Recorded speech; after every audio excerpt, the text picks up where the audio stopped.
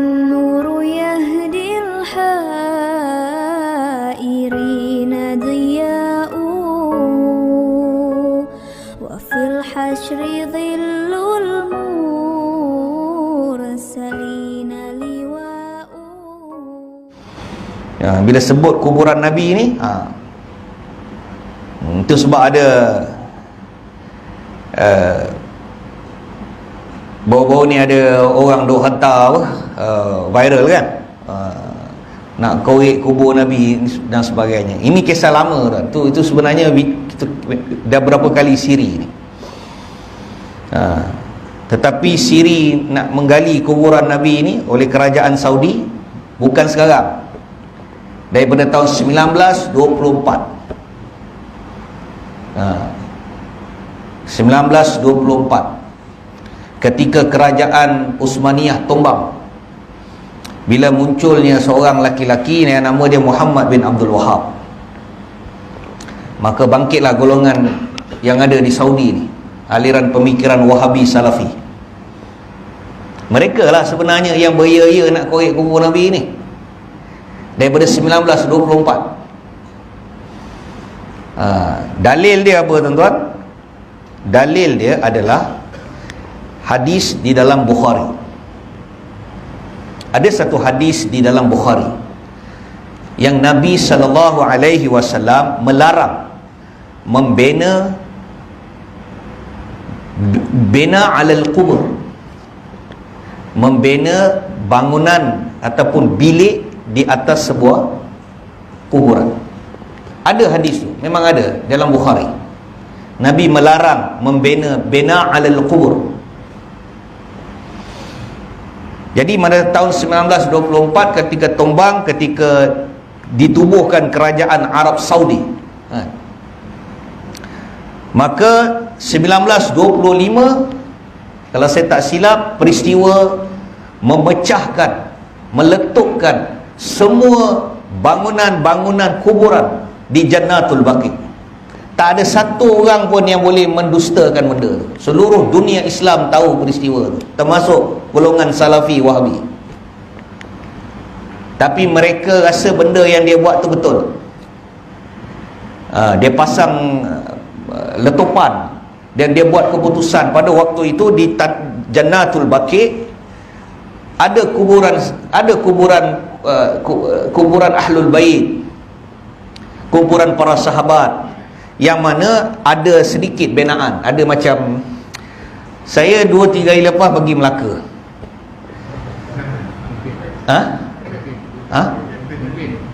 Oh tak. Oh tak. Saya ada urusan kerja, tak ada kempen. Ada urusan, saya pergi. Jadi teringin nak makan, dia kata kat Melaka tu ada mi bodoh, dia panggil. Mi bodoh. Haji Hasan jual mi tu. Jadi saya suka mi tu. Saya pun pergi. Rupanya di belakang kedai jual mi bodoh ni ada kawasan perkuburan. Dan di tengah-tengah kawasan perkuburan tu ada satu kubur, dan saya rasa ini mungkin satu orang ahlullah ataupun satu orang ulama di Melaka silap. Jadi di atas kuburan dia tu, dia buatlah satu macam kubah, satu bangunan macam kubah. Jadi kubur dia tu nampak, dalam kubur lain tu nampak biasa, tapi kubur dia ni tengah-tengah tu nampak dan terpelihara. Tak ada apa pun, tak ada orang pergi sembah kat situ. Tapi di Jannatul Baqi, ketika mereka muncul di Saudi, maka mereka telah buat keputusan untuk memecahkan seluruh bina alal kubur di Baqi.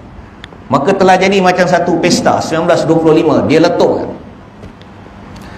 maka dia telah ratakan. Ini tuan-tuan pergi Jannatul Baqi, tengok Baqi macam mana dia kosong. Tuan-tuan pun tak tahu mana satu perkuburan Ahlul Bait, betul? Tak tahu. Yang kena lekat luar tak tahu, melainkan kita diberitahu. Dia tidak mau meninggalkan apa-apa tanda pun. Dia merasakan apa yang dia buat itu benar, sedangkan dia telah ditentang oleh majoriti ulama Ahlus Sunnah wal pada ketika itu. Sehinggalah setelah mereka menghancurkan seluruh bangunan-bangunan, seluruh bangunan alal kubur yang ada tanda-tanda yang ada di situ, dia telah meratakan. Maka akhirnya ulama Saudi pada ketika itu mereka telah mula berbincang mengenai kubah hijau. Kubah, dia dah mula nak bincang pasal kubah hijau tu. Sebab apa? Sebab dia dah pecahkan semua bina alal kubur yang ada di Jannatul Baqi. Sedangkan kubur Nabi berada dalam bina alal kubur. Kubur Nabi berada dalam bilik, dalam bangunan. Jadi mereka telah mula muzakarah, nak keluarkan, nak pecahkan kubah hijau dan keluarkan jasad Nabi sallallahu alaihi wasallam, keluarkan jasad Umar, keluarkan jasad Abu Bakar dan bawa mereka ke Baqi. Tanah macam orang biasa. Rekod. Tanah macam orang biasa. Dia berdasarkan dalil ni. Dan dalil yang kedua adalah bagi mereka, bagi golongan Wahabi, orang yang menziarahi, orang yang melakukan perjalanan ke Madinah dengan niat untuk menziarahi Nabi, kuburan Nabi, itu adalah perjalanan maksiat. Tuan-tuan kena faham benda ni. Bagi golongan Wahabi Salafi, mana-mana orang yang melakukan perjalanan semata-mata pergi ke Madinah dengan niat untuk menziarahi kuburan Nabi, bukan untuk menziarahi masjid, maka niat itu adalah, perjalanan itu adalah perjalanan maksiat. Tetapi ahlu sunnah wal jamaah tidak berpegang pada pandangan itu, pandangan yang ekstrim, yang hulu. Umar bin Abdul Aziz rahmatullah alaih, satu ketika dia pernah mengutus satu utusan daripada Damaskus di Syria. Dia raja, dia khalifah, dia hantar satu utusan, satu caravan, satu utusan daripada Syria, semata-mata dihantar ke Madinah, pergi dekat makam Nabi dan sampaikan salam Umar bin Abdul Aziz ke kuburan Nabi dan balik. Special punya utusan dihantar semata-mata sampai depan kubur Nabi, beri salam dan balik. Bukan buat haji pun. Dihantar utusan itu daripada Damaskus di Syria. Maka bagi golongan ni, golongan yang hulu ni, golongan yang berpandangan, dia kata tak ada. Mana-mana perjalanan orang yang datang ke Madinah, kalau niat nak menziarah Nabi, ini perjalanan maksiat, melainkan niat kena menziarahi masjid. Maka berlaku kontradik. Dan mereka beranggapan orang bila datang Madinah ni, datang masjid Nabi nak cari Nabi, datang masjid Nabi nak cari Nabi. Dia kata ni hulu. Maka dia kata kita kena elakkan orang buat kerja-kerja syirik bid'ah. Itu keluar tu. Syirik bid'ah, khurafat, syirik bid'ah, kafir. Itu je dalam mulut dia. Akhirnya dia nak keluarkan kubur Nabi tu, dia nak pecahkan kubah hijau.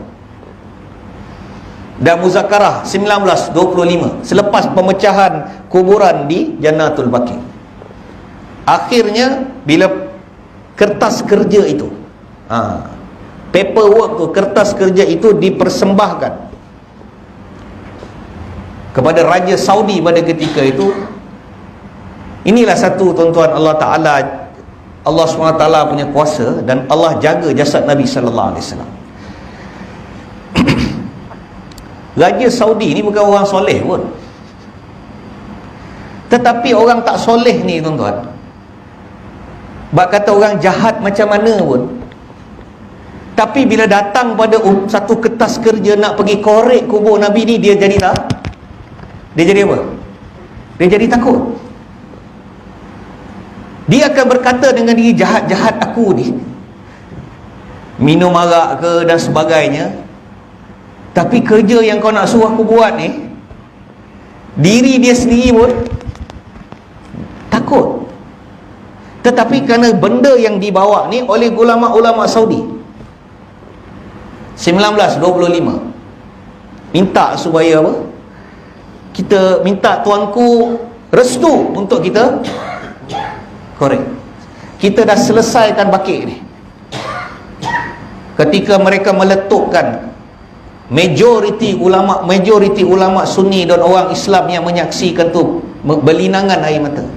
Tapi dah tak boleh nak buat apa sebab terlalu banyak berlaku pertumpahan darah, betul. Banyak pembunuhan. Yang tu Muhammad bin Abdul Wahab kena jawab depan Allah besok. Kalau dia rasa pemikiran dia benar, dia kena jawab depan Allah besok. Sebab pedang dia telah mengalirkan ribuan darah kaum muslimin. Itu dia kena jawab. Jadi akhirnya ketika paper itu sampai, ini saya kena beritahu tuan-tuan, bila paper ini sampai, Raja Saudi pada ketika itu jadi takut. Akhirnya dia telah buat satu keputusan. Dia beritahu dengan ulama yang bawa paper tu, dia kata beginilah. Sebab dia raja, dia bukan alim. Bukan dia alim pasal hadis pun. Yang alim pasal hadis ni siapa?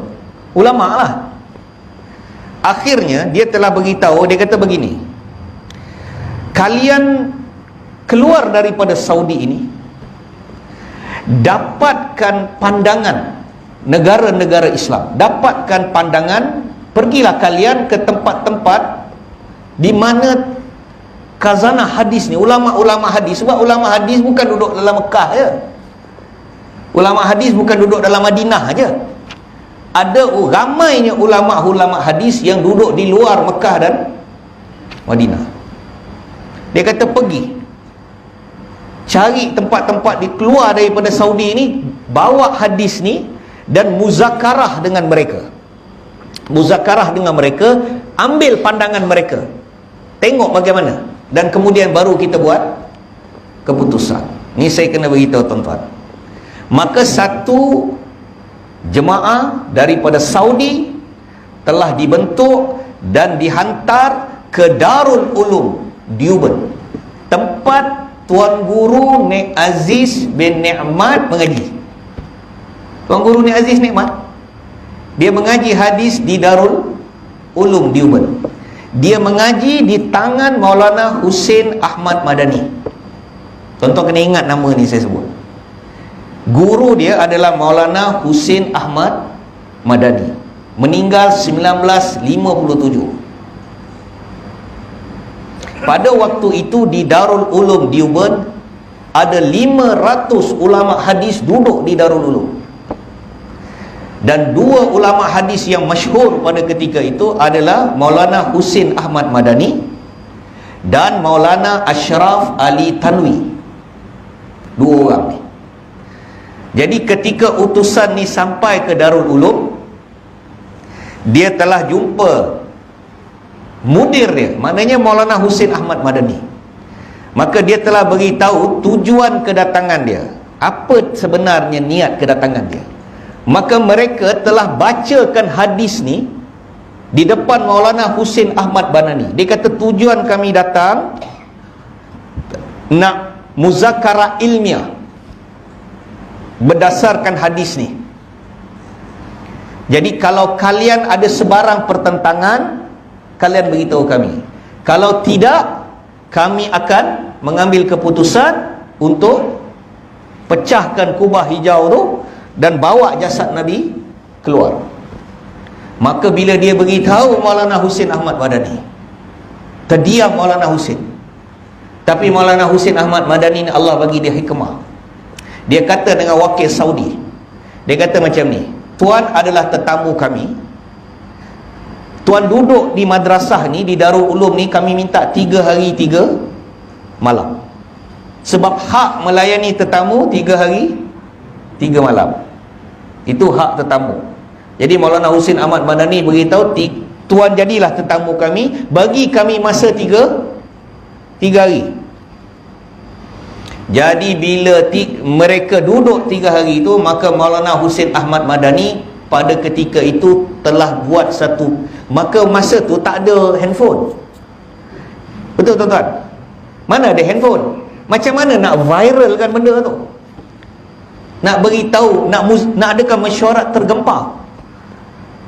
Maka dalam masa 3 hari itu, maka berita telah sebar dari mulut ke mulut, bandar ke bandar, sehingga akhirnya Maulana Husain Ahmad Madani telah panggil seluruh ulama hadis yang ada di daerah Darul Ulum pada ketika itu. Maka orang yang meriwayatkan kisah ni, dia kata telah berkumpul hampir 500 muhaddisin di Darul Ulum telah berkumpul nak mesyuarat benda tu. Akhirnya mereka berkumpul. Jadi bila mereka berkumpul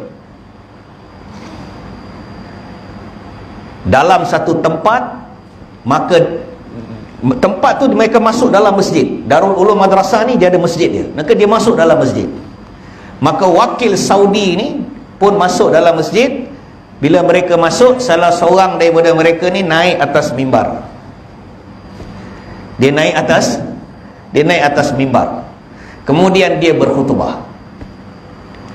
Dan dalam khutbah dia beritahu apa tujuan mereka datang. Dan tujuan mereka datang adalah semata-mata untuk muzakarah hadis riwayat Bukhari ini. Dan dia kata, kalau hadis ini benar, dia baca hadis tu, bina alal kubur, tentang larangan membina binaan atas kubur dalam bilik ni. Dia kata kalau ada sebarang penentangan, tuan-tuan beritahu tuan-tuan punya hujah.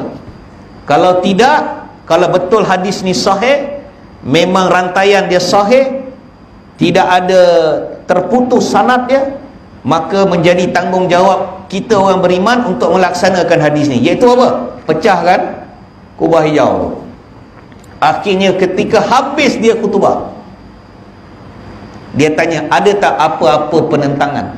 Ada apa-apa komen? Pada waktu itu Syekh Zulfaqar, dia kata apa? Dia kata pada waktu itu 500 ulama yang ada dalam masjid dalam waktu itu, dia kata pin drop silent. Pin drop silent. Kalau jarum tu jatuh, boleh dengar bunyi dia. Terdiam seluruh ulama hadis. Dalam beberapa minit telah dengar bunyi tangisan yang kuat dalam masjid. Semua ulama menangis. Dan telah berkata satu orang ni, dia kata dengan Maulana Husain Ahmad Madani, dia kata, ya Sayyidi, dia kata, tuan, mereka ni datang dari tempat yang jauh, sedangkan jasad Nabi di bawah jagaan mereka, tetapi mereka datang ke tempat kami dengan membawa satu perkara ilmiah.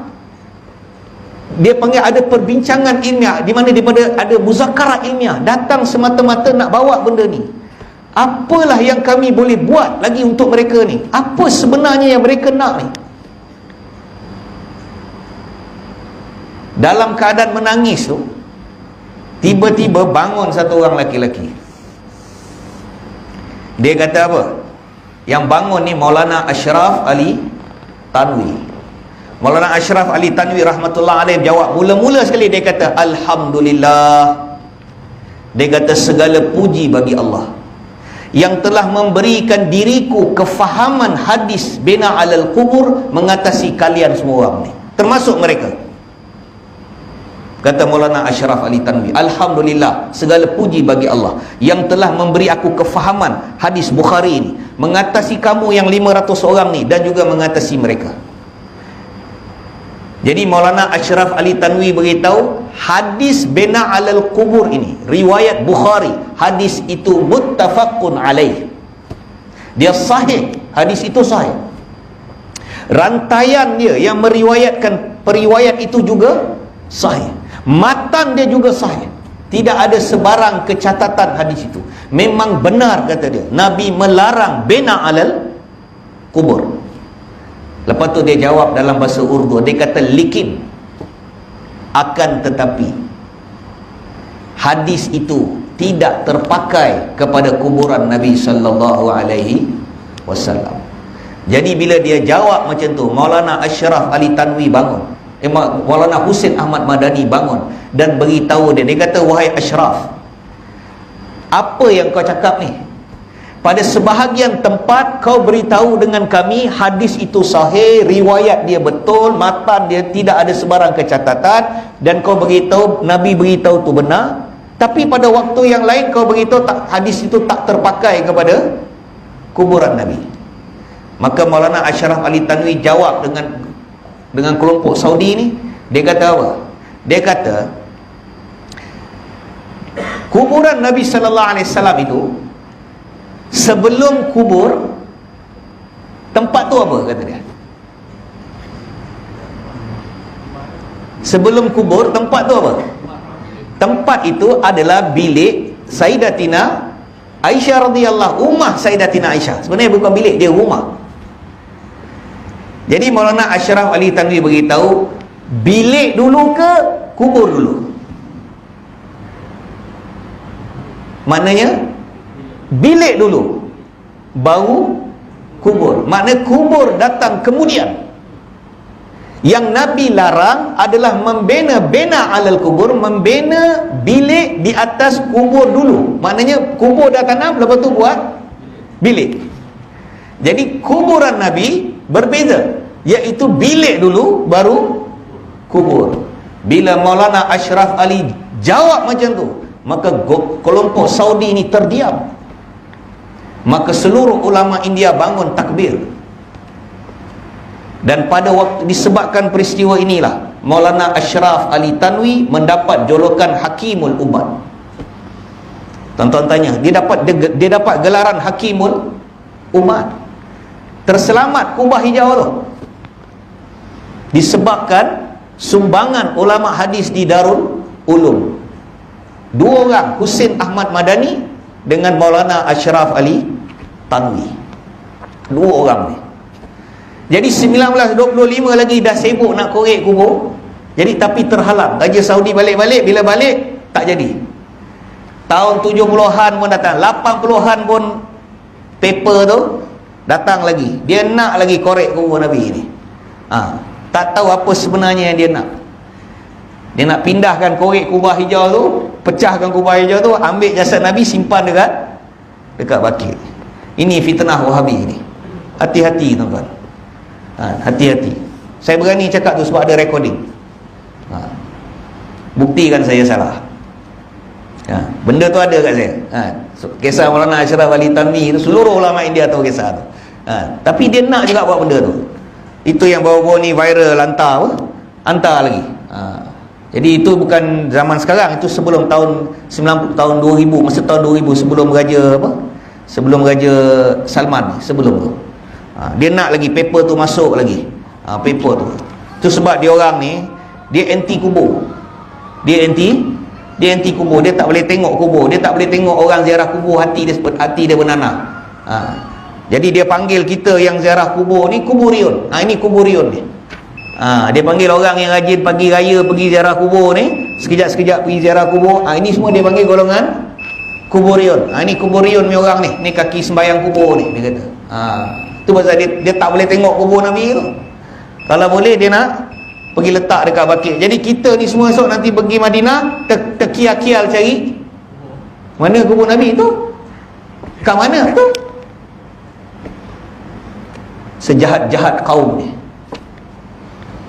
kan? Dia tak boleh tengok. Dia anti tengok pagi raya orang sibuk nak pergi kubur, dia anti. Viral dia akan keluar lagi sehari 2 hari nak raya, dia akan tabur viral. Lepas tu dia panggil ni puak-puak kuburion ni. Jadi dia nak bawa aku. Jadi kita tak tahu. Kita hari ni pergi Jannatul Baqi', siapa tahu mana kubur Abdullah ibn Abbas?